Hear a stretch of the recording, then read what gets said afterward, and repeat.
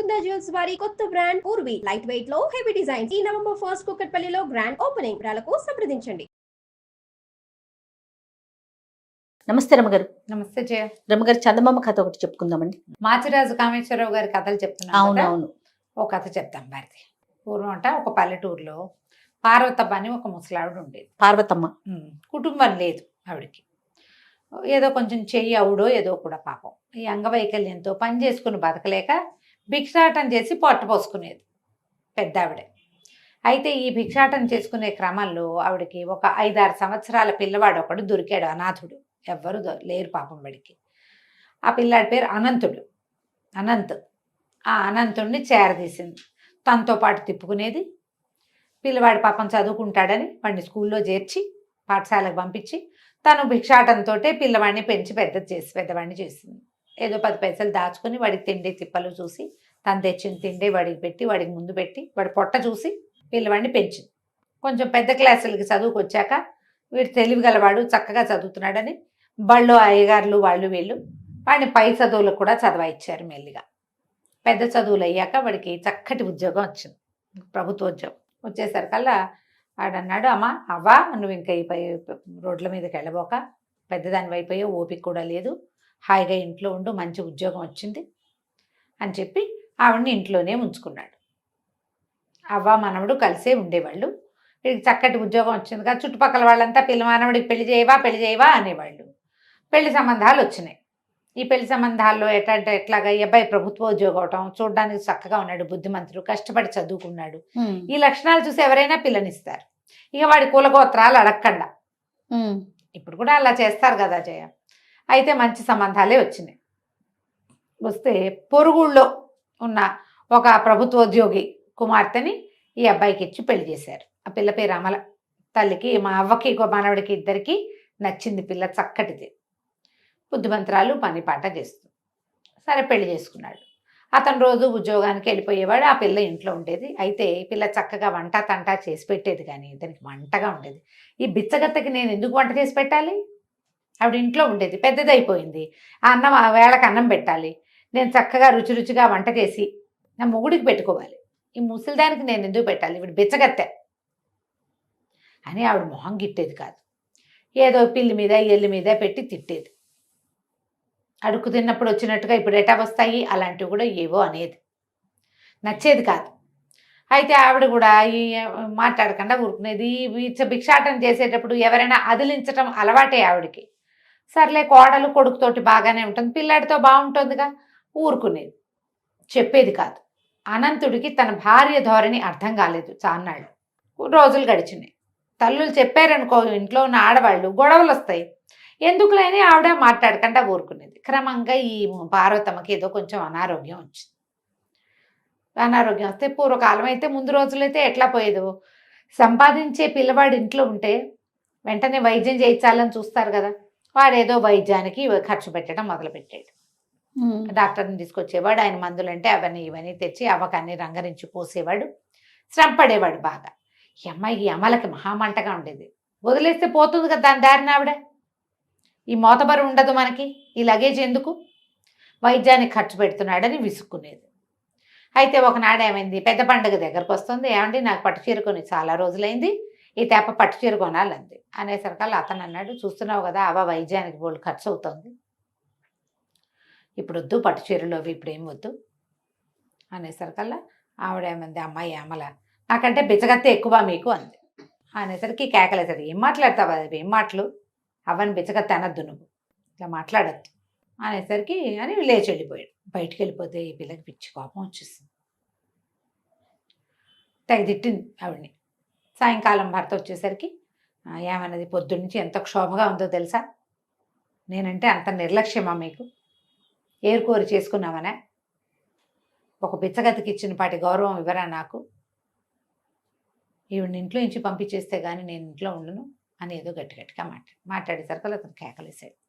భార్య పట్ల ఎంత బాధ్యతగా ఉండాలో నాకు తెలియదు అనుకోవద్దు, నువ్వు భార్యగా నువ్వు నా బాధ్యత ఎట్లాగో అవ్వ బాధ్యత కూడా నాదే. ఆవిడ నన్ను పెంచింది, నన్ను చేరదీసింది, అవ్వ పట్ల పూర్తి బాధ్యత వహించవలసిందే నేను. భార్యగా నీ పట్ల నీకు పట్టు చీర కాకపోతే మామూలు చీర కొంటాను అనేసరికి అమ్మాయికి ఏమీ నచ్చలేదు. రాత్రి ఉత్తరం రాసి పెట్టి తెల్లవారుజామునే బయలుదేరి పుట్టింటికి వెళ్ళిపోయింది. ఓస్. నువ్వు ఆవిడని వదిలించుకుంటేనే నన్ను తీసుకెళ్ళటానికి రా, లేకపోతే నీతో కాపురానికి నేను రాను. నడుచుకుంటూ ఇంటికి వెళ్ళిపోయింది. దారిలో ఏదో బండి కనబడితే బండి ఎక్కింది, పెట్టబేడ ఉంది, ఓ చిన్న సంచి సర్దుకుని వెళ్ళిపోయింది. మొగుడు చచ్చినట్టు వస్తాడు అనుకుంది. ఈ అనంతుడు ఉత్తరం చూశాడు కానీ ఏం మాట్లాడలే. ఈ లోపల ఈ అమ్మాయి ఇంటికి వెళ్ళిపోయింది. ఇంటికి వెళ్ళేసరికి వాళ్ళ నాన్న అన్నయ్య ఉన్నాడు, తల్లి లేదు. ఈ అమలకి నాన్న అన్నయ్య ఉన్నారు. అన్నయ్యకి ఇంకా వివాహం కాల. అంతకుముందు పుట్టింట్లో చక్కగా వంట చేసేది, పెద్దవాళ్ళిద్దరికి పెట్టేది తండ్రికి అన్నయ్యకి. అదే వంట అక్కడ చేసేది. ఇంత స్పీడ్గా వచ్చిన దాన్ని చూసేసరికల్లా వాళ్ళ నాన్న అన్నాడు, ఏమిటి అమ్మ ఒకదానివే వచ్చావు, పండుగకు వస్తావు అనుకున్నావు, ముందే వచ్చావు.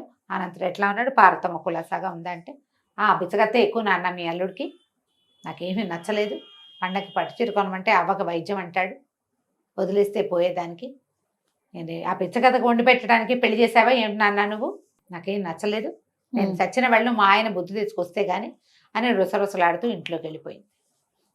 తండ్రి కొడుకు మొహం చూసుకున్నారు. అర్థమైంది. అయిపోయింది. ఈ అమ్మాయి చక్కగా స్నానం పానం చేసి ఏదో కాస్త పోయి రాజేసి వంట చేసేసి మధ్యాహ్నం భోజనం చేసి అన్నయ్యకి నాన్నకి క్యారేజీలు కట్టించి పంపించేసి, అలవాటు కదా, అది తాపీగా కూర్చుంది. సాయంకాలం చీకటి పడినా నాన్న రాల. చీకటి అయిపోయింది.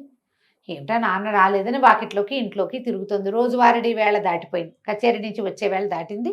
పక్కింటి రామయ్య గారు కనపడ్డాడు. రామయ్య బాబాయ్, మా మామయ్య మా నాన్నేడి, కానీ ఎంతసేపు అయింది రాలేదంటే, అమ్మ నీకు చెప్పచ్చో చెప్పకూడదనే, ఏం చేయాలో మరి మీ నాన్న ఇవాళ లంచం తీసుకుంటూ పట్టుబడ్డాడమ్మా,